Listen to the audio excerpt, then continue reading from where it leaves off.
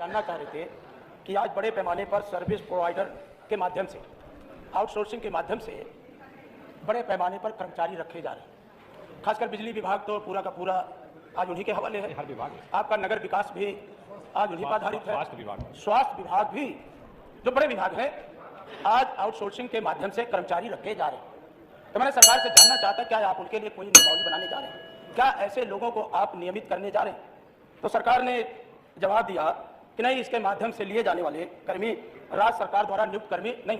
तो मैं जानना चाहता हूं, जब आप सब कुछ पहली बार कर रहे हैं तो आखिर इतने बड़े पैमाने पर जब इतने बड़े बड़े विभाग हैं और आप सरकारी खजाने से आप इनको पैसा भी देते हैं, तो आखिर सरकार की क्या मजबूरी है कि बेरोजगारों को दर दर भटकना भी पड़ रहा है, उन्हें ठोकरें भी खानी पड़ रही है, और जो उन्हें ट्रेंड होने के बावजूद भी जो कम वेतन मिलता है आउटसोर्सिंग कर्मी, उस पर भी आप कंपनियों को बैठा दिए, एक नया सामंत पैदा कर दिए जो उनके ऊपर कमीशन लेने का काम करता है।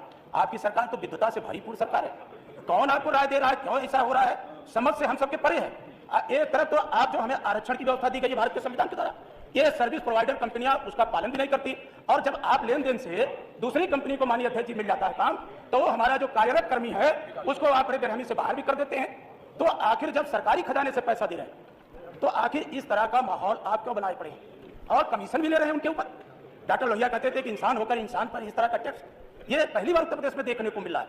और इतने योग्य मंत्री के रहते, कम से कम आप संविदा तो करा देते, बिजली मंत्री जी, नगर विकास मंत्री जी संविदा के द्वारा नियुक्ति करा देते, स्वास्थ्य मंत्री तो उप मुख्यमंत्री हैं, वो भी अगर संविदा के माध्यम से करा देते आप बहुत अच्छे प्रश्न। तो मैं आपसे जानना चाहता हूं कि क्या आप इनका वेतन बढ़ाने का काम करेंगे? क्या इन्हें सुविधाएं देने का काम करेंगे?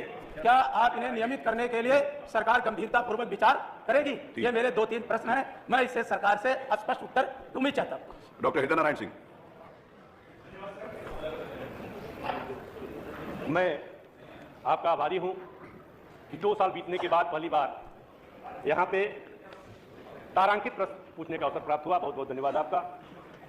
इस लाइन से मैं शुरू करता हूं कि सरकार में नौकरियां बस आंकड़ों का खेल है। झूठे वादों, झूठे नारों से बस अगर सीधा तो सीधा प्रश्न बनाइए। समय समाप्त हो रहा है। बस मैं एक अनुपूरक पूछना चाह रहा हूं कि संविदा कर्मी जो अपने जिले से दूर रहते हैं, एक तो उनकी सैलरी कम है और अपने जिले से दूर रहते हैं, सरकार क्या उनको उनके जिले के करीब या उस जिले में पोस्टिंग करने पे विचार करेगी ताकि कम पैसे में भी उनका खर्च चल सके? श्री अनिल कुमार हैं? नहीं है। माननीय मंत्री जी उत्तर दीजिए। जी, माननीय संग्राम सिंह जी ने और माननीय पटेल साहब ने जो जिज्ञासा व्यक्त की है मान्यवर, वो हम आपको बता दें कि जहां पर मान्यवर नियमित पद हैं, जहां रेगुलर पोस्ट हैं, वहां पर किसी प्रकार से कोई आउटसोर्सिंग कर्मचारी लगाया नहीं जा रहा है। ये व्यवस्था सरकार दे चुकी है। दूसरी बात, आप उनकी सर्विस की सिक्योरिटी या उन लोगों के हित की बात कर रहे हैं।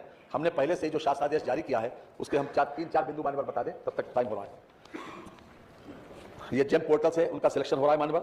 ये 18 सितंबर 2019 का कार्मिक विभाग का शासनादेश है मान्यवर। ये इसमें खासतौर से उन लोगों की सिक्योरिटी के लिए किया जा रहा है जो आउटसोर्सिंग के लिए लगाए जा रहे हैं मान्यवर। आउटसोर्सिंग कर्मियों का चयन केवल सेवा योजना पोर्टल से ही किया जाएगा।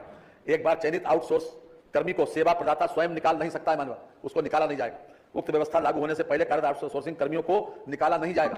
इसके साथ ही कर्मियों को विलंब से भुगतान किए जाने की स्थिति में क्रेता विभाग द्वारा आउटसोर्सिंग एजेंसी को उपलब्ध कराई गई धनराशि पर 18% ब्याज व पेनाल्टी लगाई जाएगी। ये यहां तक की सिक्योरिटी मान्यवर दी गई।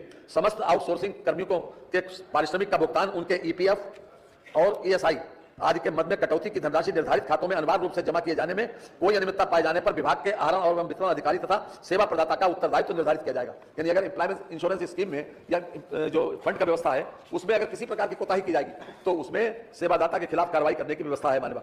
और मानदेय भी किसी प्रकार से न्यूनतम मानदेय से कम नहीं होगा, और खासतौर से स्किल और अनस्किल के बीच में व्यवस्था दी गई मान्यवर। इसलिए उन लोगों की जीवन यापन की व्यवस्था तो जरूर है, कर रहे हैं, और अभी फिलहाल कोई उनके परमानेंट होने की कोई योजना नहीं है मान्यवर। प्रश्नकाल समाप्त हुआ।